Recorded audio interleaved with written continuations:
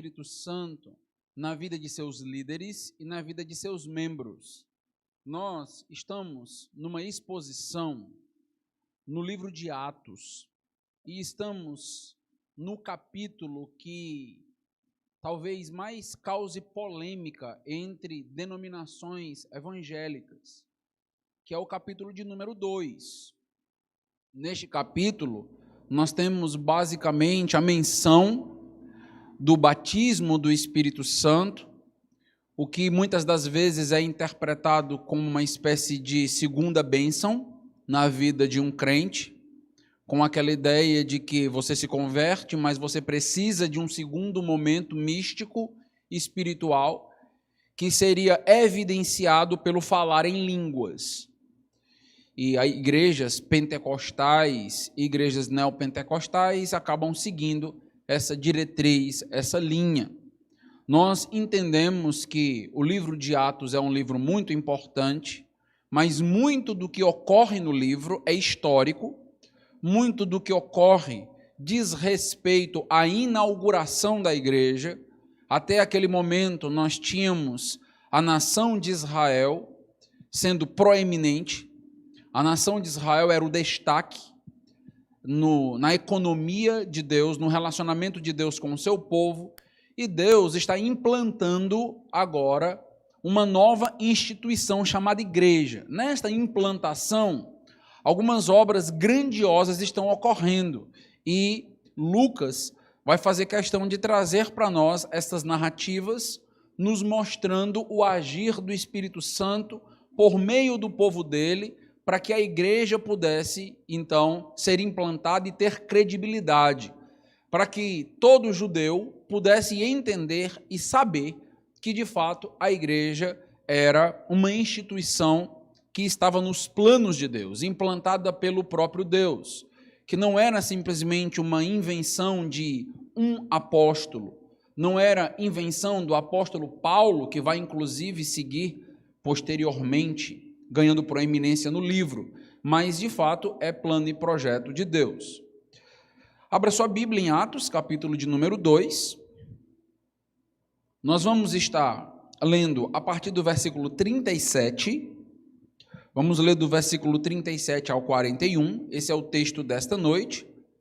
Vou fazer uma breve recapitulação com os irmãos a respeito do capítulo 2 e vamos focalizar no versículo 37 em diante. Vamos fazer a leitura, capítulo 2 de Atos, a partir do verso 37. Diz assim a palavra do nosso Deus: ouvindo eles estas coisas, compungiu-se-lhe o coração, e perguntaram a Pedro e aos demais apóstolos: que faremos, irmãos?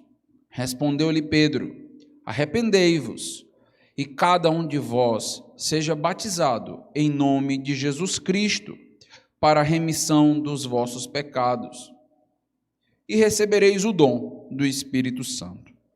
Pois para vós outros é a promessa, para vossos filhos e para todos os que ainda estão longe, isto é, para quantos o Senhor nosso Deus chamar. Com muitas outras palavras, deu testemunha e exortava-os, dizendo: salvai-vos dessa geração perversa. Então, os que lhe aceitaram a palavra foram batizados, havendo um acréscimo naquele dia de quase 3.000 pessoas. Vamos orar. Deus amado, estamos sujeitos às verdades reveladas. Queremos ouvir a tua voz, queremos ouvir a tua palavra. Usa o pastor para que ele possa ser fiel ao texto e, mediante responsabilidade na exposição, possa, ó Deus, edificar a comunidade e trazer para nós essa noite verdades espirituais ricas e importantes para o nosso crescimento e maturidade. Que o Senhor cresça enquanto o pastor diminui na sua exposição. Amém.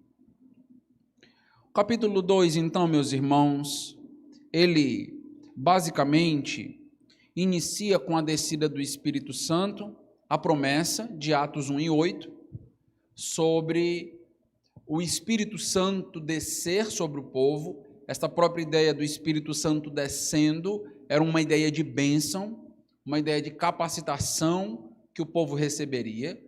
E em Atos 1:8 nós percebemos o motivo deste poder, ou o propósito desse poder na vida da igreja.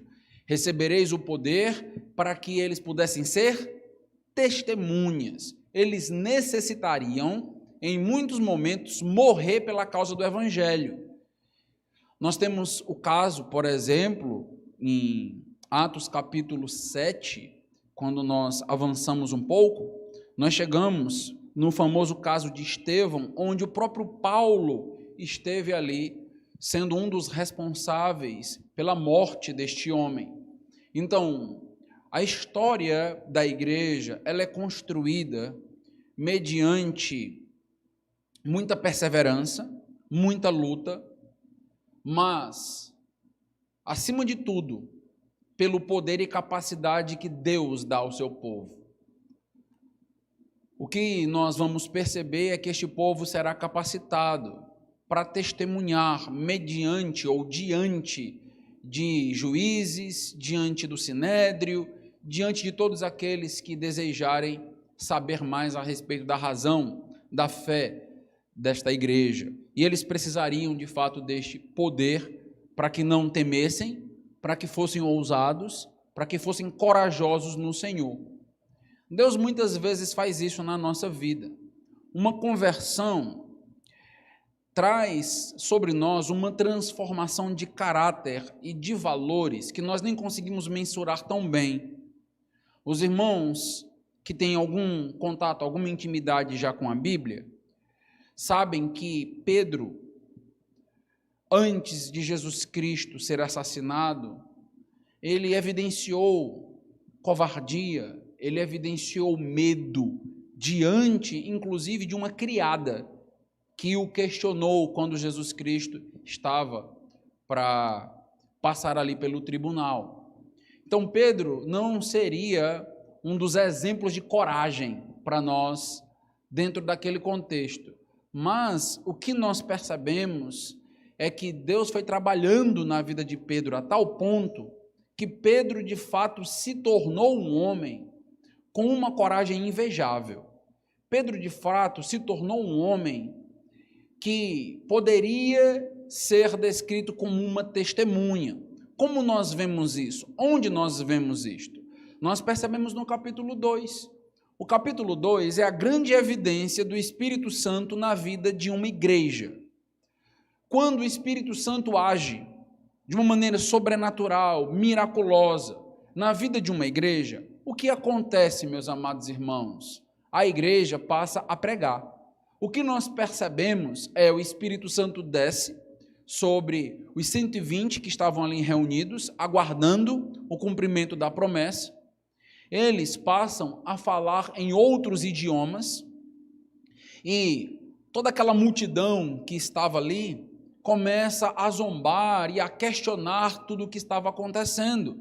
Eles não tinham olhos para perceber que era obra, realização de Deus.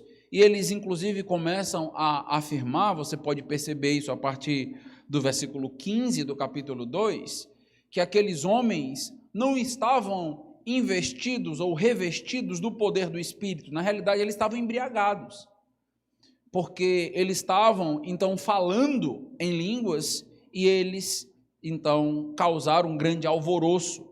E muitos ali zombavam. Quando nós chegamos no versículo de número 12, por exemplo, do capítulo 2, nós percebemos então um questionamento, uma pergunta. Eles estavam atônitos, perplexos, e eles faziam uma pergunta: o que quer dizer isto? Versículo de número 12. O que quer dizer este evento que está acontecendo? Como explicar estes homens falando em outros idiomas? Como explicar tudo isso que nós estamos experimentando? Como explicar tudo isso? A pregação de Pedro em Atos 2 é justamente para explicar uma dúvida que existia ou que surgiu naquele contexto mediante o agir de Deus. Deus age, as pessoas ficam completamente atônitas, elas não conseguem entender, elas estão perplexas, com muitas dúvidas, e Pedro se coloca como alguém que vai ajudar aquelas pessoas a entender o plano de Deus. E Pedro, então, começa a explicar. Veja o versículo de número 14. Então se levantou Pedro com os 11 e, erguendo a voz, advertiu-os nesses termos. E ele começa, então, a explicar todo o evento, todo o episódio. Nós já vimos que Pedro vai falar sobre o Antigo Testamento. Ele vai se utilizar, por exemplo, da profecia de Joel. E ele vai dizer o que está acontecendo é que estes homens não poderiam estar embriagados ainda no princípio, no início do dia. O que está acontecendo é um evento sobrenatural. É muito importante entender que transformar eventos miraculosos e realidades miraculosas em eventos naturais não é nenhuma novidade. Aquelas pessoas, por exemplo, que não creem, não acreditam, não têm olhos para perceber o que Deus faz, têm uma tendência de olhar para todo ato sobrenatural e transformar em algo meramente natural, em naturalizar as coisas. E Pedro está basicamente explicando, não é aqui um evento natural, está acontecendo algo muito grande, algo muito poderoso. Eles estavam diante de um evento único na história dos judeus e na história da humanidade, que é a inauguração da instituição igreja. E para isso houve o cumprimento da profecia de Joel. Nós vimos, por exemplo, que a pregação de Pedro é uma pregação explicativa e que tem como propósito mostrar que a sua base é bíblica. E nós percebemos que Pedro vai se utilizar várias vezes nessa primeira sessão de textos bíblicos, apontando para textos do Antigo Testamento, para promessas feitas por Deus, nos mostrando, nos ensinando que, de fato, a base de uma pregação não deve estar nas minhas opiniões, nos meus achismos ou nas minhas histórias de vida. A base da pregação é Bíblia. Meus amados irmãos, quando um púlpito não explica Bíblia, ele não está pregando.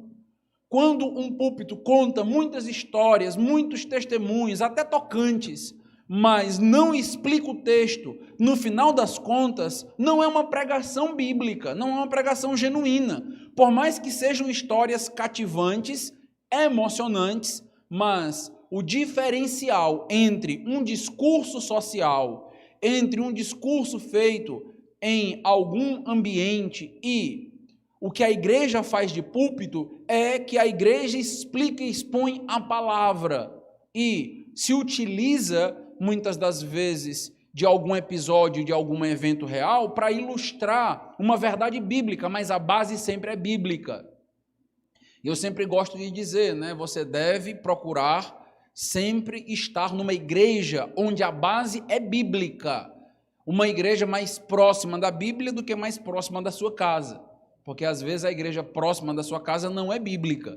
Então você deseja e deve desejar uma igreja que pregue e explica a Bíblia, onde você pode abrir a sua Bíblia e conferir aquilo que está sendo exposto. É isso que Pedro faz.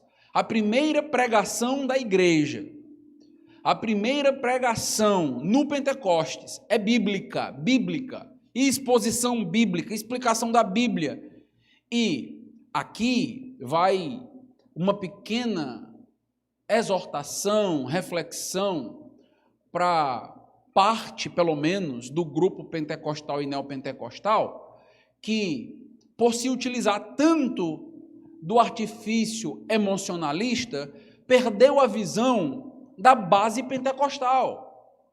De fato, o que o pentecostalismo faz? Produz pregações expositivas. Pentecostalismo. Esse é o verdadeiro pentecostal.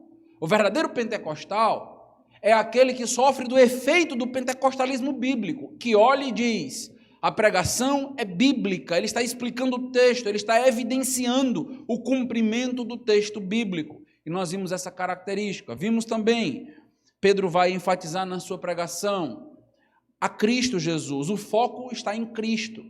Ele vai por várias vezes mencionar a humanidade de Jesus, um Jesus que veio como servo sofredor, foi assassinado pelos judeus, e ele vai dizer, este Jesus que morreu, ressuscitou, e essa é a nossa grande esperança. Aqui no capítulo 2 é um desenvolvimento do que ele diz logo no início do capítulo 1.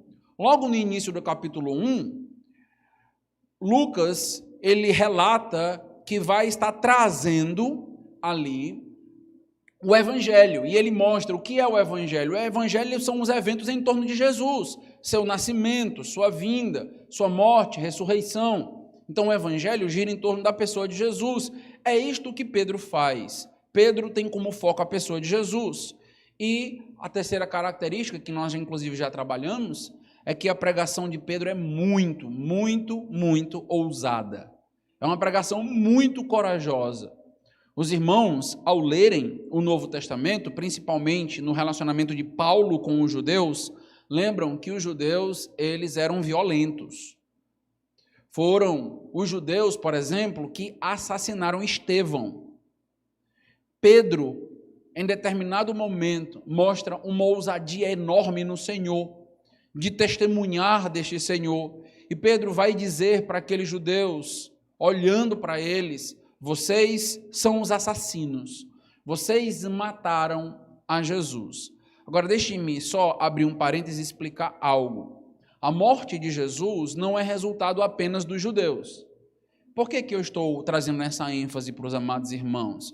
Porque muita gente está envolvida na morte de Jesus. Os líderes romanos, os líderes judaicos. Nós temos o próprio Deus nos dizendo que ele entregaria seu filho à morte, Isaías 53.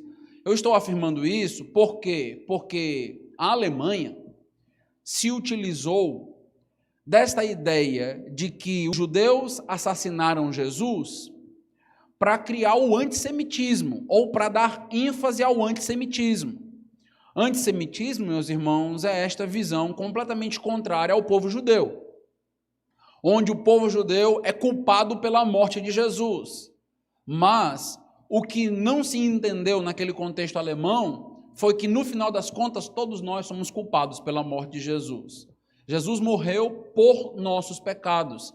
Quer você seja judeu, quer você não seja judeu. A sua mão também está suja de sangue pelos pecados que você cometeu e pela morte de Jesus. Ele morreu para nos representar, para nos substituir na cruz. Então, quando nós pensarmos sobre a morte de Jesus, não focalizemos apenas no povo judeu. Ele sim tem uma parte de responsabilidade dentro deste plano, mas nós também temos. Então, não tem como olhar para os judeus com antissemitismo. Então, eu costumo dizer que nós precisamos ter uma visão equilibrada a respeito dos judeus. E cada vez mais o mundo evangélico tem uma visão desequilibrada sobre os judeus.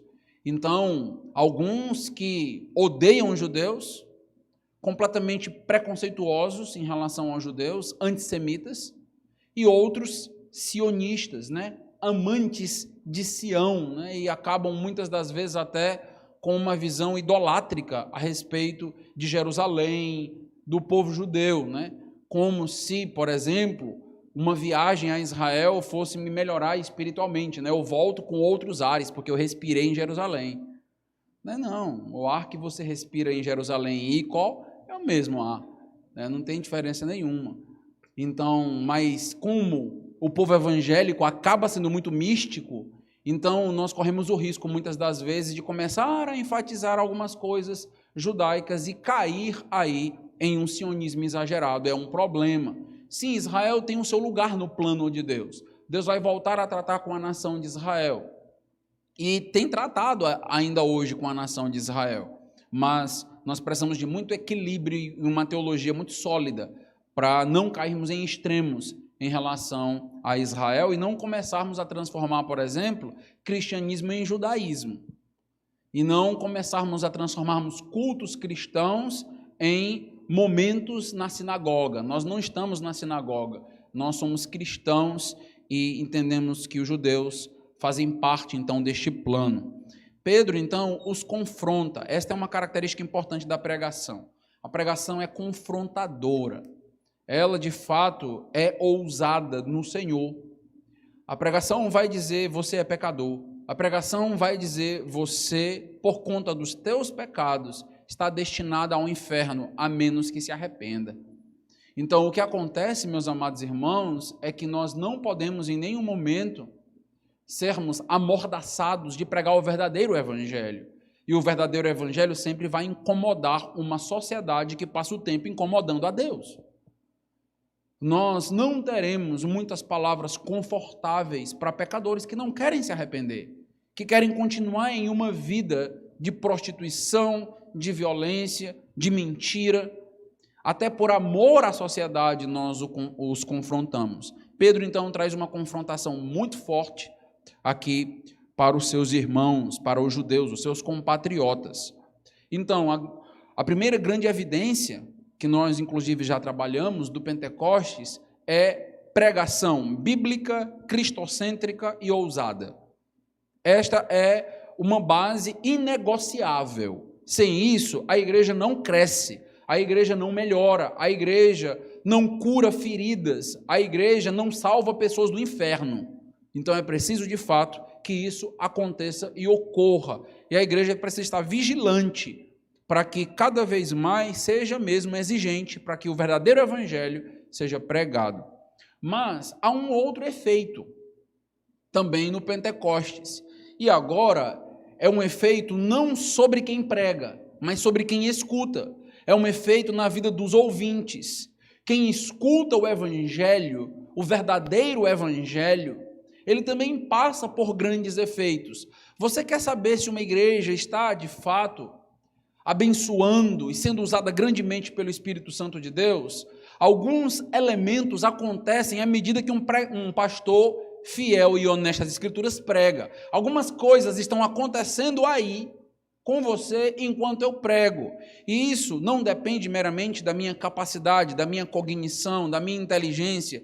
Isto é algo sobrenatural. Então, nós estamos vendo simplesmente uma exposição, uma pregação, mas à medida que o pastor prega, à medida que Pedro estava pregando, os efeitos do Pentecostes aconteciam. Quais são os efeitos do Pentecostes, pastor? Então, plantar bananeira na igreja, virar de cabeça para baixo, gritar, sapatinho de fogo, reteté. Esses são os efeitos do Pentecostes, certo, pastor? Não. Os efeitos do Pentecostes são outros. Eu quero que você perceba o que acontece no Pentecostes. Veja o versículo 37, meus irmãos. Ouvindo eles estas coisas, ouvindo o quê? A pregação de Pedro, que a gente acabou de mencionar, compungiu-se-lhe o coração e perguntaram a Pedro e aos demais apóstolos: que faremos, irmãos? Respondeu-lhe Pedro e o texto continua. Vamos começar a perceber aqui a partir do versículo de número 37. O que acontece? Acontece que para que a obra de Deus aconteça na vida de alguém, é preciso que alguém escute, é preciso que alguém ouça. Envolve o nosso cognitivo, envolve a nossa inteligência, e não simplesmente algo completamente subjetivo e místico. O que está acontecendo aqui? Pedro está pregando, e aquelas pessoas que estão ouvindo estão refletindo, elas estão atentas àquilo que está sendo dito, a ponto de que outros efeitos se sucederão na vida delas. Mas algo que a gente pode perceber aqui é que quando Deus começa a falar, quando Deus começa a usar alguém para expor uma palavra, para pregar, e Ele quer agir através do Espírito Santo na vida da igreja, das pessoas que escutam, uma das características, meus irmãos, é a atenção, uma das características é ouvir essa palavra. Não há ou não existe fé sem pregação. Deus decidiu assim. Abra em Romanos, capítulo de número 10. Próximo livro após Atos. Próximo livro, é só passar algumas folhinhas. Romanos, capítulo 10. Texto que nós tão bem conhecemos.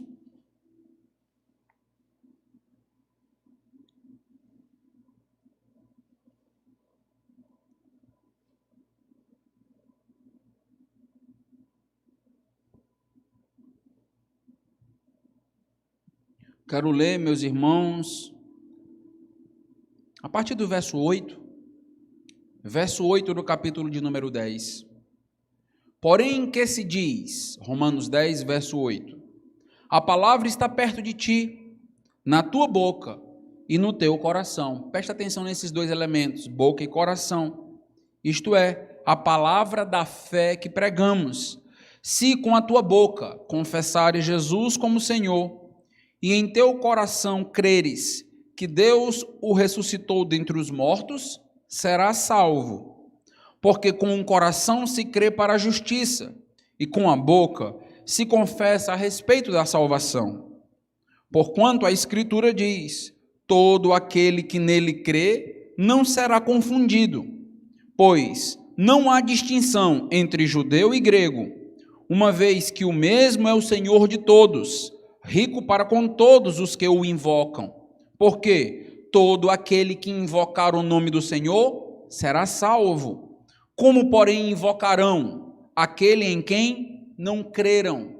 E como crerão naquele de quem nada ouviram? E como ouvirão, se não há quem pregue? E como pregarão, se não forem enviados? Como está escrito, quão formosos são os pés dos que anunciam coisas boas. Nota comigo o versículo 17. E assim a fé vem pela pregação, e a pregação pela palavra de Cristo. A fé vem pela pregação, a pregação pela palavra de Cristo. E o que acontece nos nossos dias? Desvalorização da pregação. E o que acontece como consequência? Fraqueza na fé. O que muitos não conseguem perceber é que uma pregação que tem como foco ser fiel às Escrituras, que tem como foco falar de Cristo, ela produz fé em nossas vidas. É algo muito rico, muito importante. Pastor, explica um pouco mais. Eu queria entender exatamente como acontece. Quer dizer que o Senhor fala e automaticamente a fé ela existe na minha vida? Meus irmãos, é um ato sobrenatural. Quem comunica fé aos nossos corações é Deus. Nenhum pastor é capaz de colocar fé no seu coração. Por mais estudioso que seja, por mais capaz, simpático, ungido que seja, fé não pertence ao arsenal dele. Fé é obra de Deus, é Deus quem nos dá fé, mas ele resolveu nos usar no processo. Por isso, meus irmãos, que Pedro, ele prega as Escrituras, e a partir das Escrituras, a fé brota, a fé nasce, surgem novos crentes, a igreja aparece. Em outras palavras, não é possível haver conversão sem pregação. Não é possível haver conversão sem entendimento da mensagem, sem entendimento da palavra de Cristo. Não é possível. Pode acontecer emocionalismo, mas conversão genuína é a partir do entendimento de quem Cristo é e de quem eu sou. Então, o que está acontecendo, meus irmãos, em Atos, é exatamente a fé brotando, a fé aparecendo, e ela aparecendo a partir de uma pregação responsável. Os irmãos querem milagre maior do que a pregação acontecendo a partir de alguém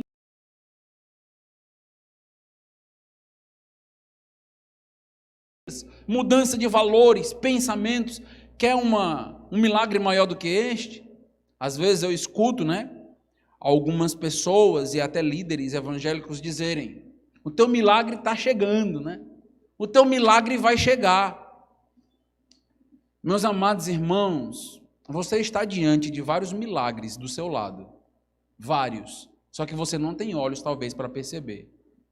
Cada conversão que já aconteceu nessa igreja ou em qualquer outra igreja é o maior milagre que você pode ver. Você simplesmente ouviu algo e mudou. Me explica isso. Você tinha valores completamente diferentes. Você amava o mundo, talvez amava drogas consideradas até lícitas, né? Bebidas e outras coisas. Talvez adulterasse, fosse adúltero da sua esposa, marido, negócios completamente ilícitos, e você achava tudo normal. Para você não tinha nenhum problema. Você simplesmente terminava na sexta-feira e a vida que segue. Não tinha nenhum peso na consciência, não tinha nenhuma culpa. De repente, alguém chega para você, prega algo, você escuta algo, e a partir dali você não consegue mais ser o mesmo. Não consegue mais estar confortável com você mesmo. Tem uma luta interna no teu coração e na tua alma, que se você pudesse, talvez você expulsasse. Você diz, eu não quero isso. Mas Deus fez uma transformação tal na sua vida que você agora é uma nova criatura. Lembra de 2 Coríntios 5,17? A transformação não é simplesmente Deus aparando algumas coisas na minha vida, Deus me melhorando. Não, não é isso que é conversão. Conversão é novo nascimento, é uma nova criatura, é uma pessoa completamente diferente. Só que essa diferença, ela vai aumentando à medida que a gente prossegue, à medida que a vida continua. Então nós temos uma nova semente, que é essa semente celestial. Então Pedro está basicamente nos mostrando que a igreja opera grande milagre a partir do quê? Da pregação. Este é o ponto. E nós precisamos acreditar nisso, porque se nós não acreditarmos nisso, quer seja como membros ou como líderes, nós vamos começar a importar coisas para a igreja que pertencem ao mundo. Eu gosto sempre de dizer, o mundo sabe fazer entretenimento muito melhor do que nós. Muito melhor. O entretenimento no mundo é muito melhor do que o nosso. Em todos os aspectos, até em capacitação mesmo. São mais profissionais em muitas coisas que fazem. A nossa ideia aqui não é essa, meus irmãos. Não é proporcionar um entretenimento para ninguém. É proporcionar uma fidelidade à pregação do Evangelho, porque a gente sabe que é isso que transforma. Então, o que nós notamos em Atos 2 são que eles estão ouvindo. Pregação envolve a tua mente. Pastor, eu vim para a igreja para descansar essa noite. Assim, eu vim para o culto para ter aquele momento leve, não sabe, aquele momento assim bem descontraído, aquele momento assim onde você sai leve do templo, assim quase voando. Eu vim para isso, porque a vida é tão difícil, eu passei uma semana tão complicada, aí eu vim para sorrir um pouco, eu vim para ouvir o senhor aí contando uma piada bem legal para mim, eu vim para isso, foi.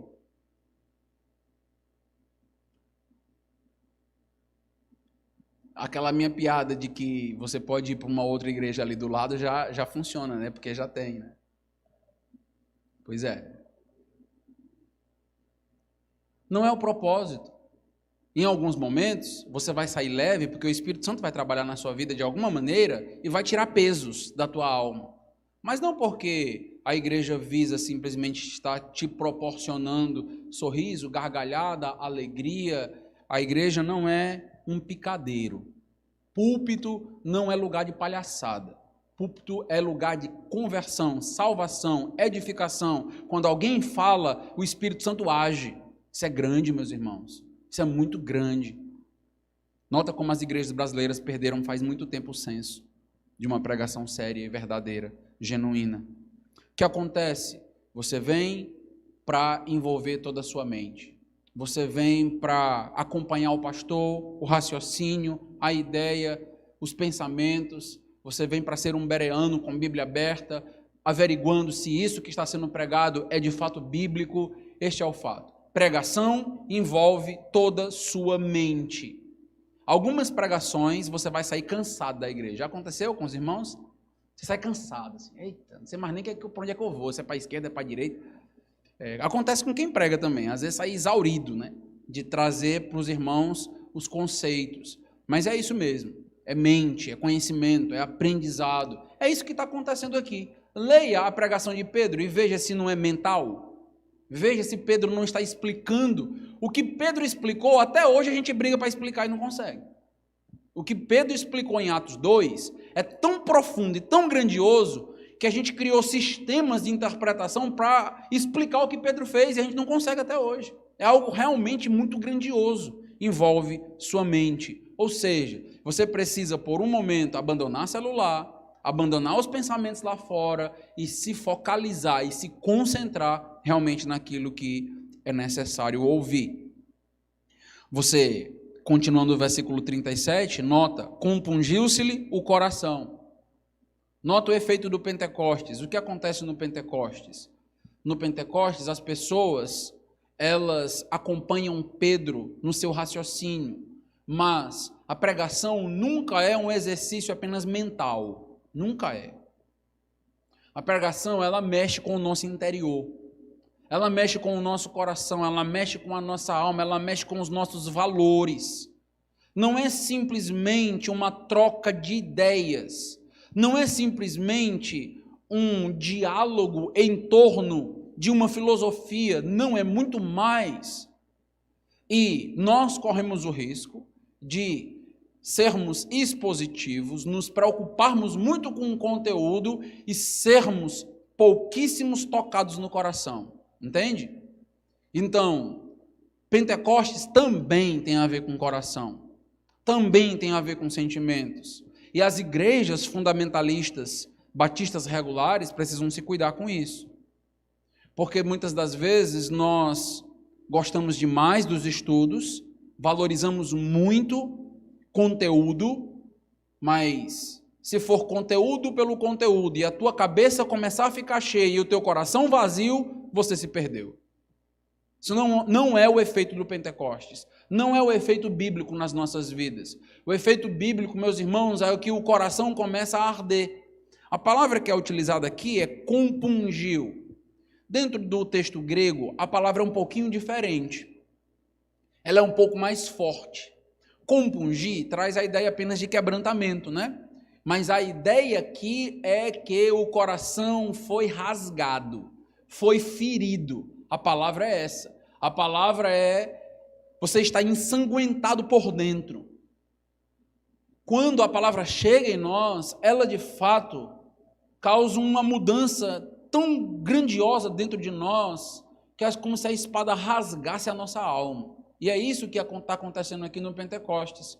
Eles estão ouvindo e o coração, a alma deles está envolvida. Os irmãos acabaram de ler comigo em Romanos capítulo 10, que nós precisamos confessar ao Senhor com a nossa boca, mas precisamos crer com o nosso coração. Dois elementos importantíssimos ali. Nós precisamos, por exemplo, João nos diz, adorar a Deus em espírito e em verdade, sempre envolvendo elementos de interno e elementos externos. Sim, meus irmãos, se a palavra não fala mais ao teu coração, se você está lendo a Bíblia em casa e está sacal, e você está cansativa, e simplesmente a Bíblia sempre te dá sono, se você não consegue nem acompanhar uma pregação direito, se não mexe, se não arranca lágrimas de você, se não te traz contrição, tristeza, alegria, arrependimento,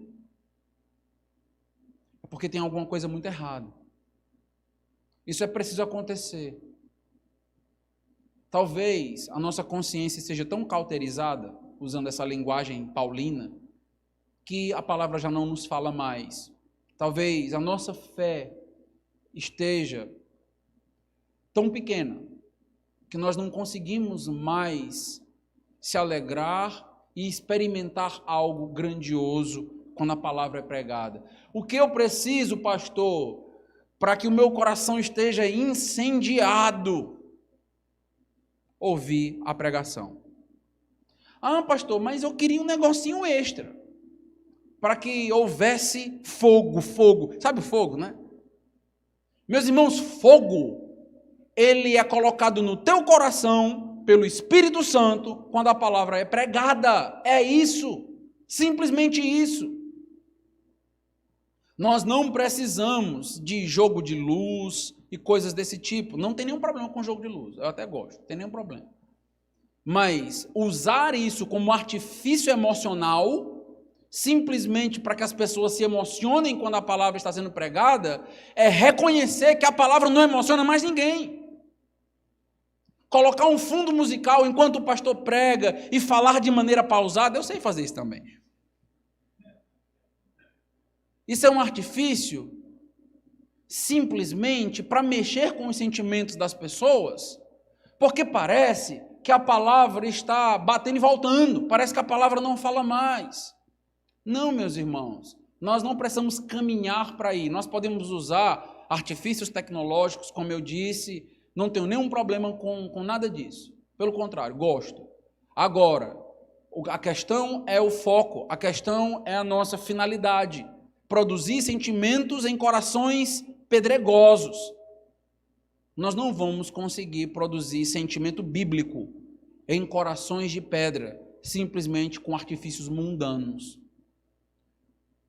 Pastor, como é que eu saio da igreja cheio desse espírito que traz para mim alegria, que de fato mexe comigo? Meus irmãos, isso é obra do Espírito.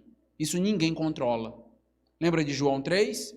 O vento vai para onde quer. Ninguém controla o Espírito do Senhor. É o Espírito que faz com que a sua alma saia completamente diferente da que entrou aqui. Quer seja a nível de conversão, de edificação, quer seja a nível de arrependimento, de contrição. Você já tentou exortar alguém que não está arrependido? Você tenta exortar, a pessoa está errada, mas ela não reconhece. Você não já teve vontade de colocar na cabeça dela com toda a força que você tem e dizer, eu quero socar para que ela entenda que precisa? Você já viu que não dá certo, né? Você já sabe que a coisa não funciona, às vezes só faz piorar. E o que muda? Deus. É Deus. É Deus quem inclina o coração do rei para a direita, para a esquerda. É Deus. É Deus quem faz. Esta é a obra que nós cremos. Quando a igreja deixar de acreditar nisso, é melhor ela fechar as portas. Se a igreja não acredita mais que, de fato, acontece uma obra grandiosa a partir de uma pregação zelosa do Evangelho no meu coração e na minha alma, nada mais a igreja tem para comunicar ou fazer. Deus falou e continua falando conosco, com os nossos corações e nos modificando. Essa é uma característica do verdadeiro Pentecostes. O texto nos diz, meus irmãos, continua nos dizendo, perguntaram a Pedro e aos demais apóstolos, que faremos, irmãos? Sou tentado a dizer o seguinte, pregação gera perguntas. Sou tentado a dizer isso. A pregação, ela gera em nós um anseio por um entendimento melhor de como aplicar essas verdades. O que está acontecendo aqui? Eles ouviram atentamente, eles entenderam, precisa entender. Aquilo mexeu com a alma deles, com o coração deles, a ponto deles dizerem, nós não sabemos mais o que nós devemos fazer. O que nós podemos fazer? O que nós devemos fazer agora? Então, nota que pergunta prática. Então, o que acontece, meus amados irmãos, é que em pregação envolve mente, envolve coração e envolve vida prática. Envolve o que fazer. Se eu escuto, meu coração foi mexido, mas eu não me movo 1 grau para frente e para trás, eu continuo exatamente onde eu sempre estive, então o efeito ainda não foi completo da pregação na sua vida. Nós tomamos decisões a partir do momento que nós ouvimos a palavra do Senhor. Então o que está acontecendo aqui são pessoas interessadas na pregação, interessadas no que ouviram. Pregação deve gerar interesse, porque gera mudança.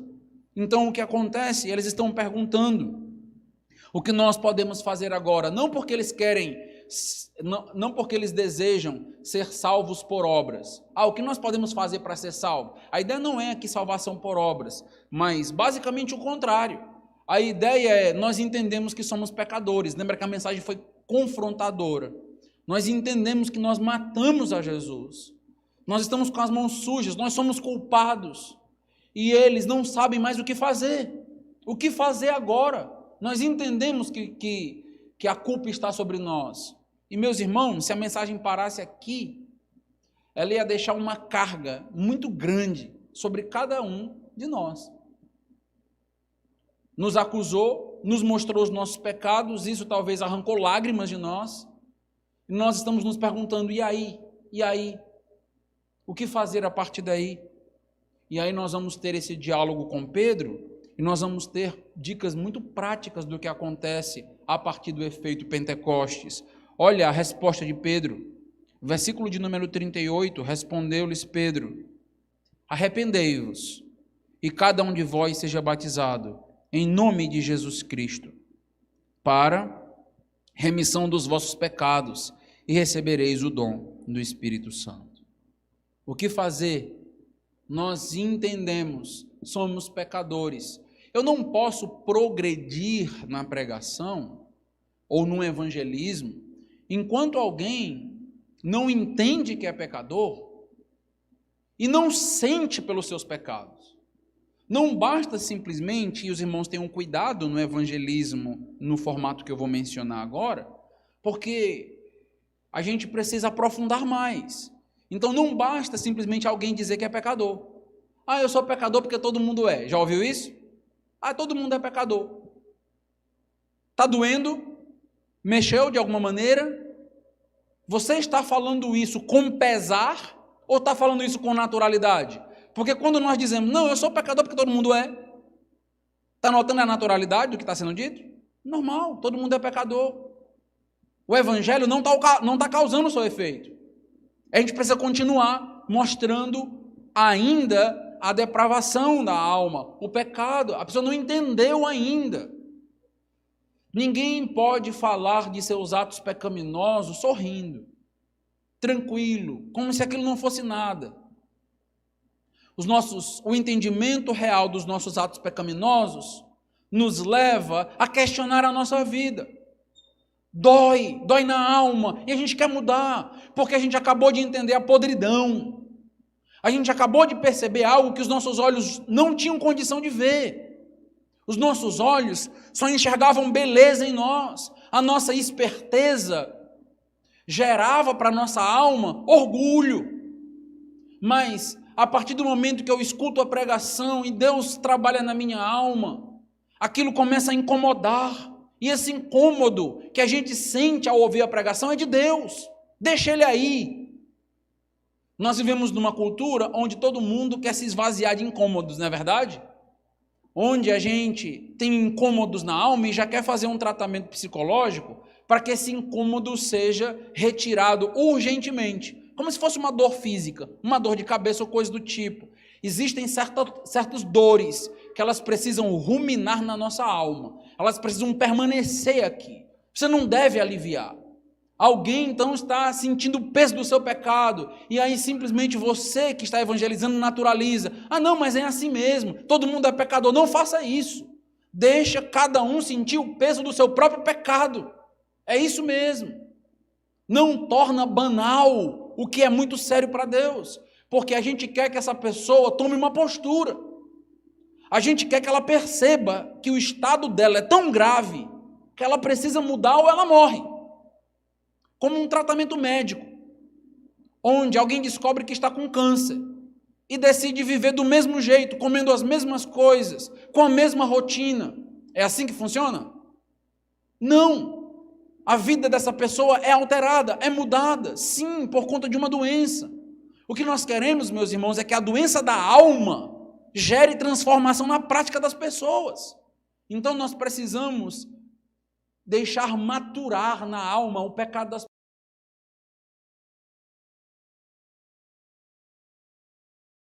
Cura para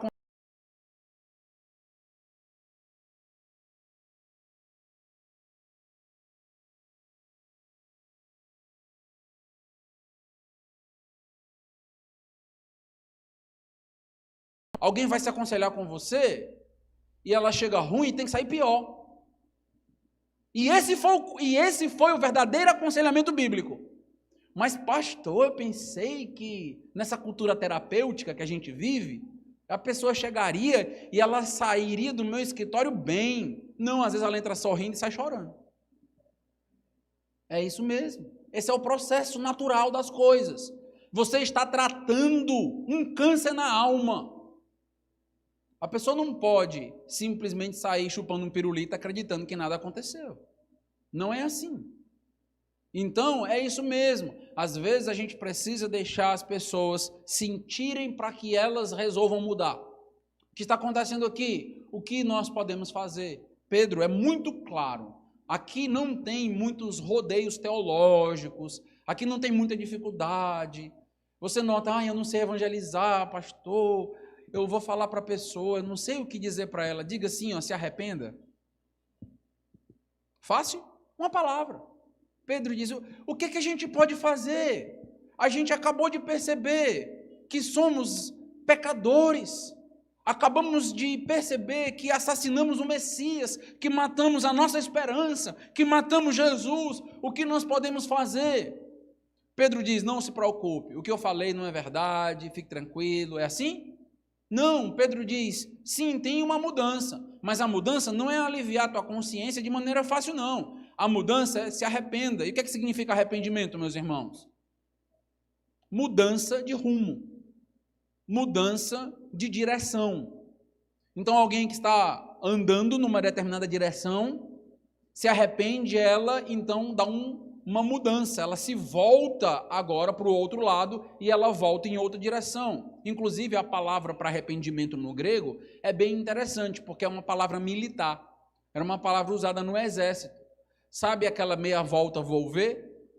Isso é arrependimento. É a palavra que é utilizada no grego para o exército.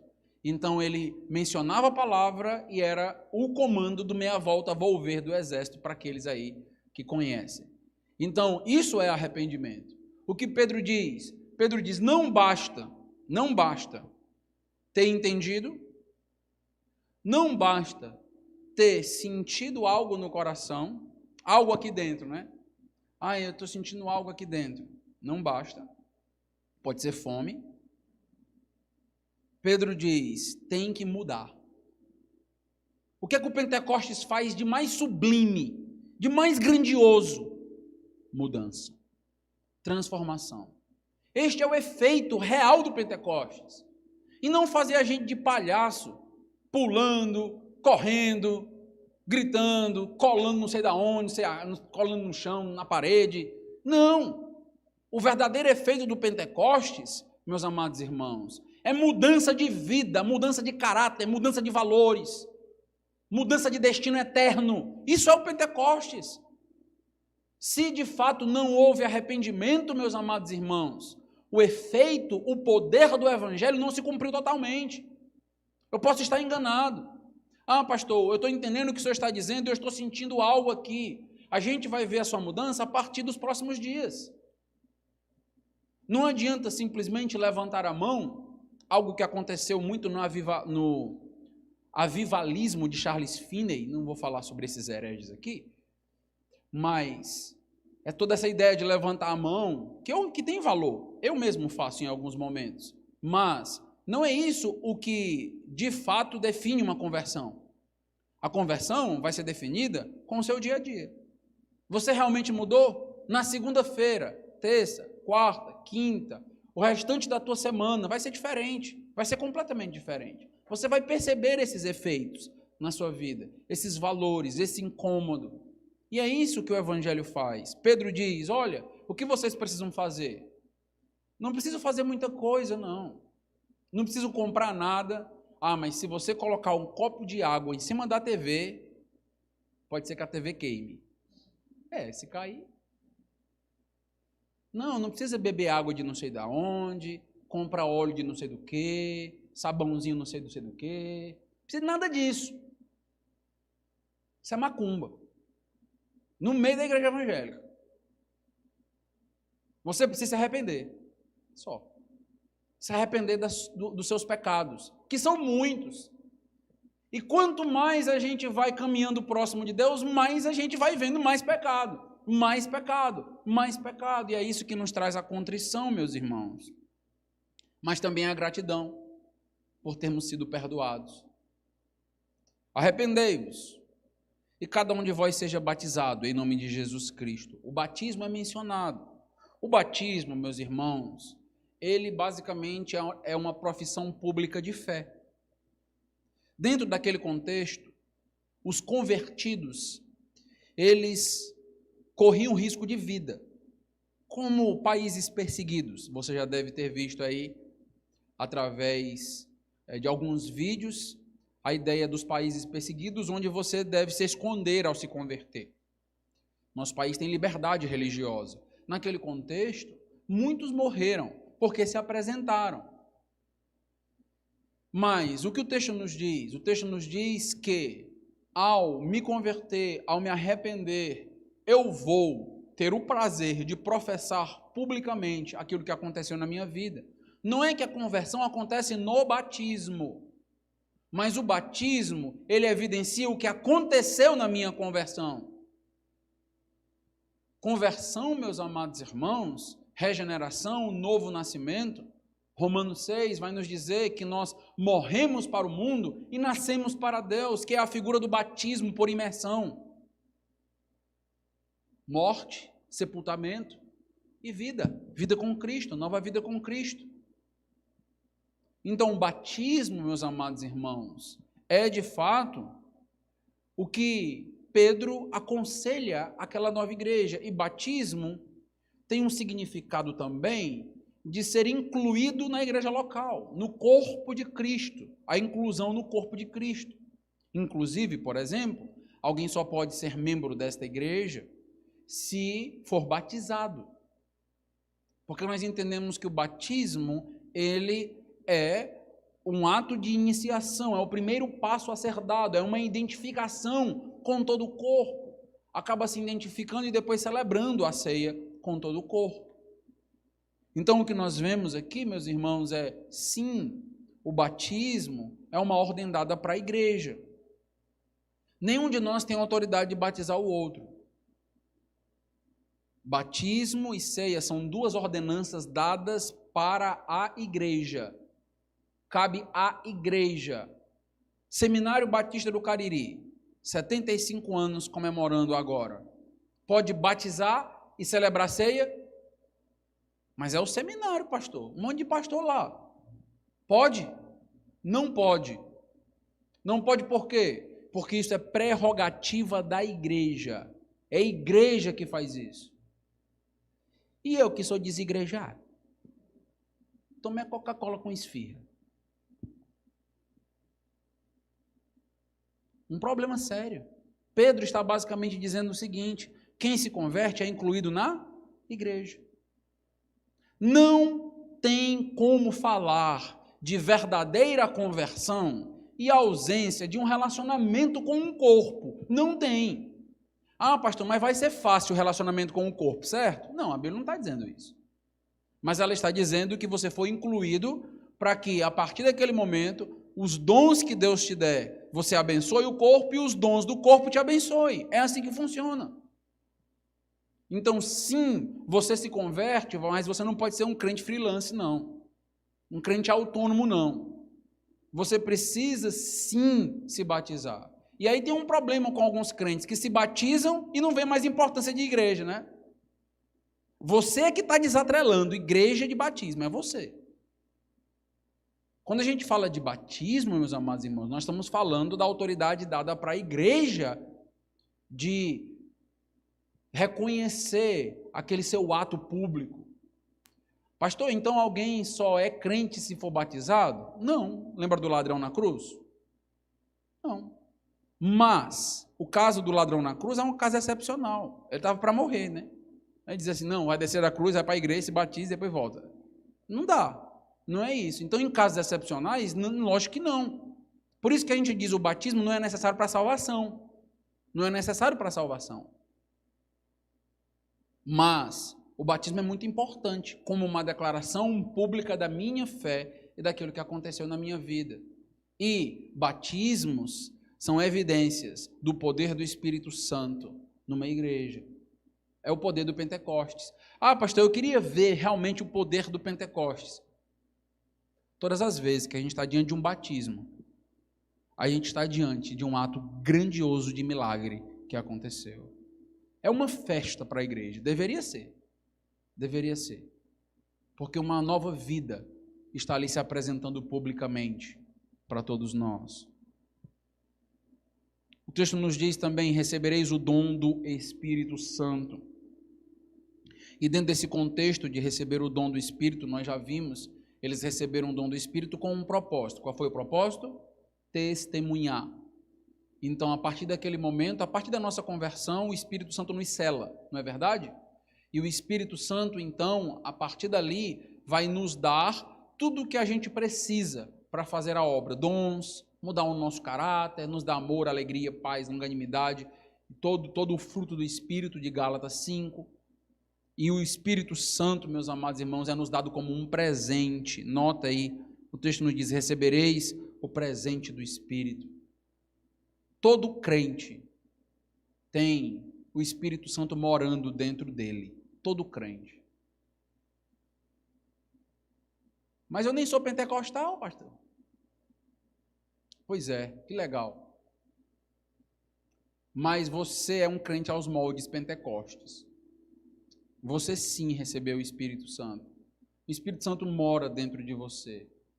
E esta efetividade do poder do Espírito Santo, ela pode aumentar ou diminuir na sua vida e na minha. Lembra que o próprio Paulo vai dizer que nós não devemos apagar o Espírito? Não apagueis o Espírito, não entristeçam o Espírito. Ou seja, a influência do Espírito Santo na minha vida, sim, pode aumentar ou não. Mas o Espírito Santo nunca vai sair da minha vida, porque ele é um selo. Lembra de Efésios 1? Ele é uma garantia de que eu sou crente. É o Espírito Santo quem me garante. Isso foi um presente, isso foi uma dádiva. É Deus morando dentro de você. Para e pensa na frase que eu acabei de dizer. Lembra que Paulo vai dizer que nós somos tabernáculo do Espírito, santuário do Espírito Santo. Cada um de nós, meus irmãos, somos tabernáculo, somos santuário, o Espírito Santo mora dentro de nós. Isso é algo tão grande que nós não conseguimos compreender exatamente o que significa. Mas a garantia é de que o Espírito Santo morando dentro de você, você tem a garantia da sua salvação e você tem uma garantia de maturidade dia a dia, de crescimento dia a dia, se você de fato é um verdadeiro crente. É dom, é presente. Não é o Espírito Santo que me dá dons, ele faz isso. 1 Coríntios 12 nos diz, mas o próprio Espírito Santo já é um dom. Você tem algum dom? Tenho. Qual é o dom do Pentecostes? O Espírito. O Espírito Santo morando em mim já é o dom. Então não preciso ter o dom de línguas para evidenciar nada. A evidência do Espírito Santo em mim foi o meu arrependimento, foi a minha conversão. É um dom, é um presente na minha própria vida. Versículo 39. Pois para vós outros é a promessa, para vossos filhos e para todos os que ainda estão longe, isto é, para quantos o Senhor, nosso Deus, chamar. Aqui nós temos um texto muito rico, falado para os judeus. Então, basicamente, o que Lucas está dizendo as promessas foram dadas aos judeus. Muitas dessas promessas foram dadas aos judeus. E o texto basicamente está dizendo, olha, a conversão é para vocês. Vocês mataram o Messias. Vocês mataram Jesus. Mas a promessa é para vocês, é para os vossos filhos. Mesmo vocês tendo cometido um assassinato, Deus está cumprindo promessas na vida da nação, na vida do seu povo. Deus está convertendo vocês. Deus está abençoando vocês. Porque eles mereciam? Não, eram assassinos. Qual o merecimento? Nenhum. Mas Deus está abençoando, dando dons e cumprindo as promessas que foram feitas a eles, aos vossos filhos, falando ali de toda a nação de Israel. Aqui também não é texto para dizer que se você se converter, seu filho vai se converter, sua filha vai se converter, como eu tratei hoje pela manhã. E o texto nos diz, aqueles que estão longe, o que isso significa? Lembra de Atos 1:8? Jerusalém, Judeia, Samaria e até os confins da terra. Qual é a grande evidência do Pentecostes? Salvar pessoas em toda a terra. O poder de Deus se espalha, trazendo um arrependimento naqueles que estão perto e naqueles que estão longe. O evangelho chega lá numa tribo e converte aquelas pessoas. Você quer uma obra mais miraculosa do que essa? Basicamente, o que esse texto nos diz? O Pentecostes tem uma ênfase missionária. O Pentecostes faz com que a gente perceba que as pessoas de longe também precisam ouvir o Evangelho. Que o Evangelho também precisa se propagar. O que o texto basicamente nos coloca aqui é que judeus e gentios, todos, participarão agora dessa dádiva, desta bênção da salvação. O final do versículo 39 é curioso. O texto nos diz: o Senhor nosso Deus, a todos quantos, o Senhor nosso Deus chamar. Quem é que chama? Deus. Será salvo todos aqueles que Deus chamar. Todos aqueles que Deus quiser. Quer seja dentre os judeus, quer seja dentre os gentios, quer seja na nossa nação, quer seja numa nação completamente diferente da nossa. Mas se Deus tem um chamado para estas vidas vão se arrepender, vão se converter, até porque a obra é sobrenatural. Depende do chamado de Deus. Versículo de número 40, caminhando agora para o nosso encerramento, só tem mais 2 versos. Com muitas outras palavras, deu testemunho e exortava-os, dizendo. É interessante isso aqui, porque a pregação de Pedro já foi longa. Você começa lá no versículo 14, vem, e o texto diz, olha, o povo perguntou e Pedro passou mais 1 hora. Os puritanos faziam isso. Sabe o que os puritanos faziam? Eles pregavam 1 hora explicando o texto, aí eles paravam e eles passavam mais 1 hora aplicando o texto. 2 horas de pregação. O que o texto basicamente nos diz, meus irmãos, é que aquele que foi tocado por Deus, ele tem uma sede tal que ele quer mais, ele pergunta, ele está interessado. É muito frustrante ver o descaso do povo de Deus no nosso contexto, na nossa época, das pessoas que nos escutam, com uma falta de interesse pela verdade, falta de interesse pelo Evangelho, olhos que não brilham, corações que não são atentos, desejosos, não têm sede. Parece muitas das vezes, em muitos contextos, apenas religiosidade, apenas um cumprir do meu domingo, um cumprir do meu sábado. Mas o que nós vemos aqui, meus irmãos, não é isso. O que nós vemos aqui é interesse. E o que Pedro diz? Então, amanhã vocês voltam e a gente vai conversar, certo? Não. São as pessoas, Pedro querendo ir para casa, filho recém-nascido, e os irmãos dizendo, não, a gente está querendo entender, a gente está querendo saber da palavra, pastor. É isso, sede, desejo. Poucas coisas, meus irmãos, são mais agradáveis para um crente do que conversar sobre a palavra, se aprofundar na palavra, sede, interesse. O que é que traz realização e prazer na vida de um pregador? Dinheiro. Dependendo da oferta, aí tudo é bom. Isso nós estamos falando de pregadores genuínos, meus irmãos, verdadeiros. O que traz contentamento, alegria e realização na vida de um pregador é ver olhos atentos, é ver pessoas ativas na pregação, é ver pessoas sedentas, ver pessoas que poderiam ficar aqui a noite toda. Se possível, nós não podemos, mas se possível, seria isso. Queremos mais, queremos ficar muito tempo, continua, queremos entender mais. Pedro continua, ainda com muitas outras palavras, interessante, Deu testemunho e exortava-os, dizendo, nós não temos essa outra pregação de Pedro, Não temos, nós não sabemos, fique na curiosidade, não sabemos. Mas ele diz, salvai-vos dessa geração perversa. O versículo 40 encerra assim, salvai-vos dessa geração perversa. A ideia de uma geração perversa é uma geração corrompida, uma geração perdida.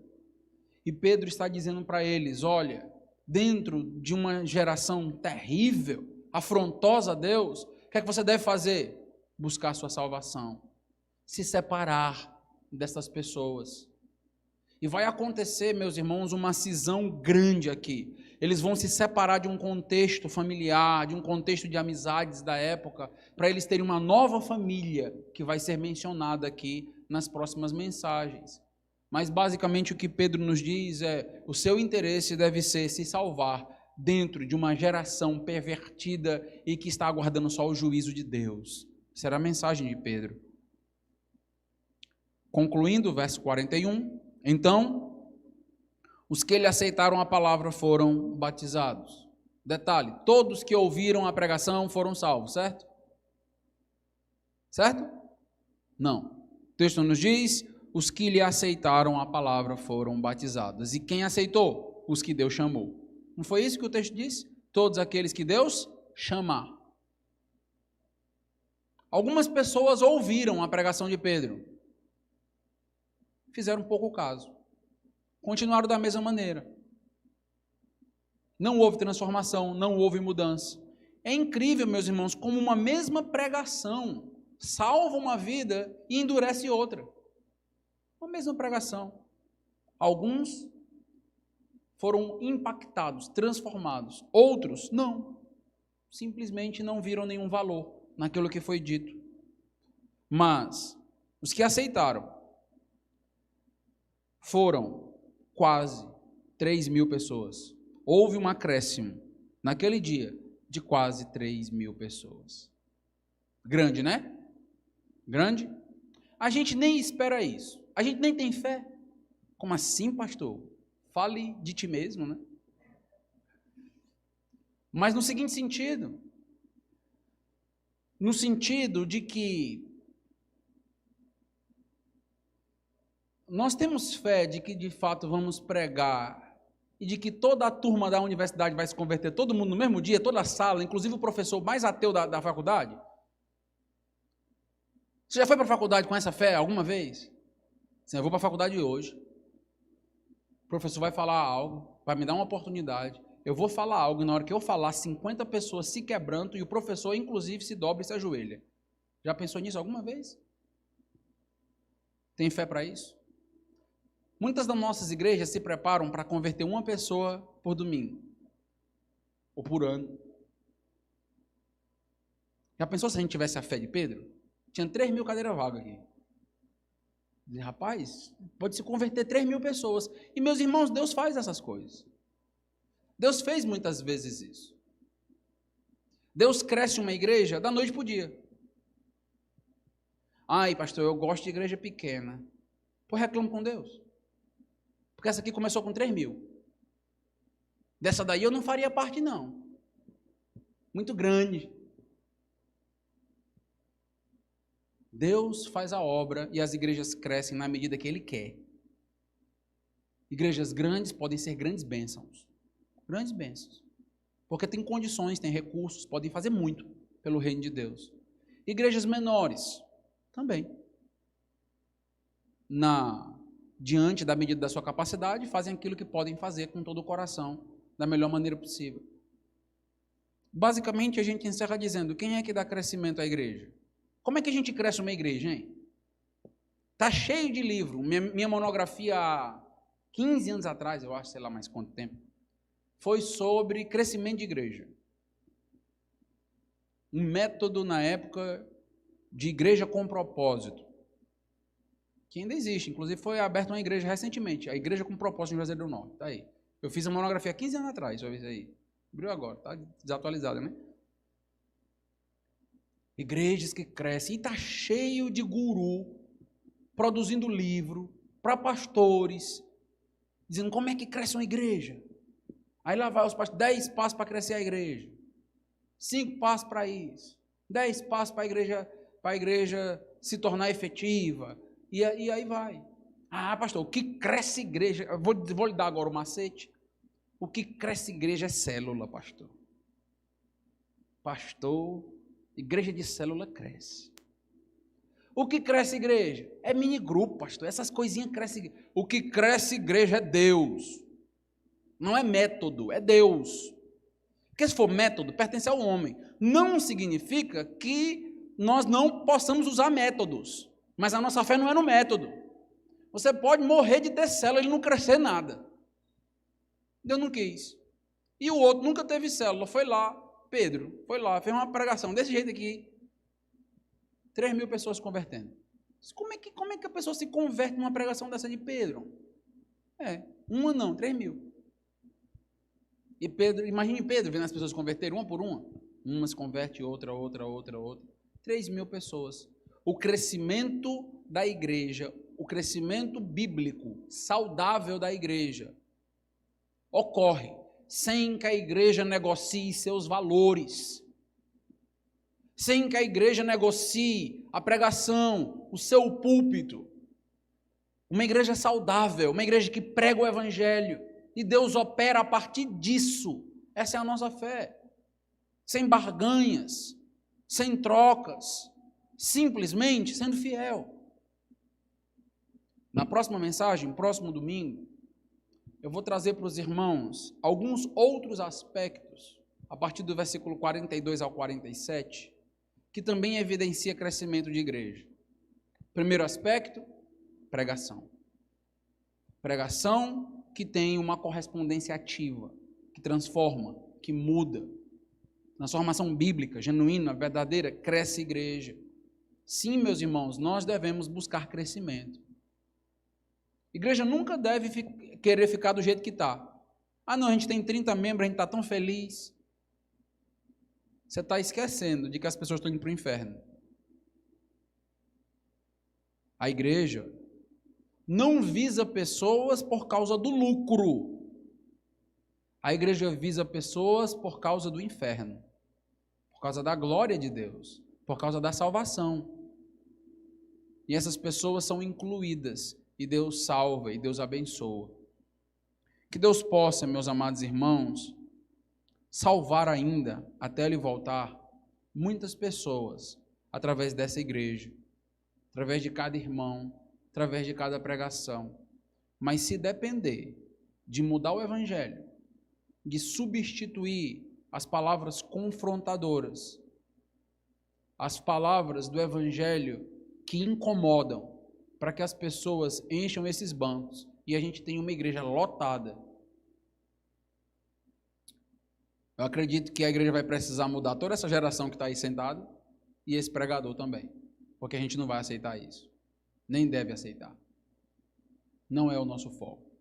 Nem os irmãos devem aceitar negociar a essência, nem devem negociar seus valores por conta de quantidade de pessoas. Elas chegam sem a gente planejar, a gente só prega e Deus faz a obra. Amém? Vamos orar.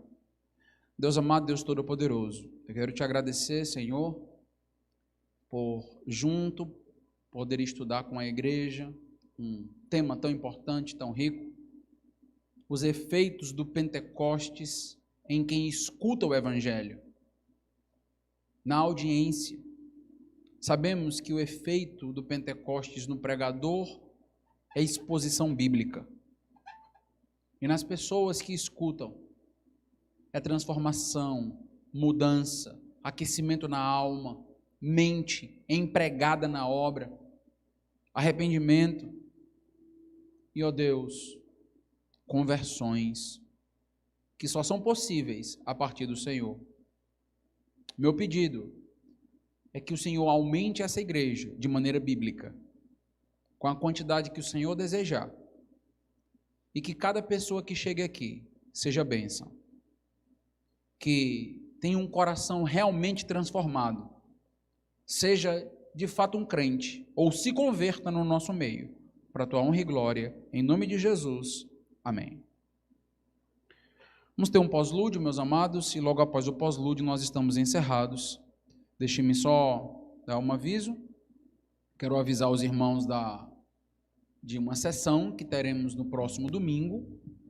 Após o nosso culto à noite, nós temos uma sessão extraordinária, e eu quero convocar todos os membros da nossa igreja, por gentileza, se programe, não falte, uma sessão de orçamento para os irmãos então estarem decidindo toda a questão de orçamento da igreja e outras pautas possíveis que serão colocadas aí no grupo da igreja. Então, peço que os amados irmãos, por gentileza, não faltem e convidem os outros membros para estarem presentes, tá bom? Deus abençoe os irmãos. Vamos ter o nosso pós-lúdio.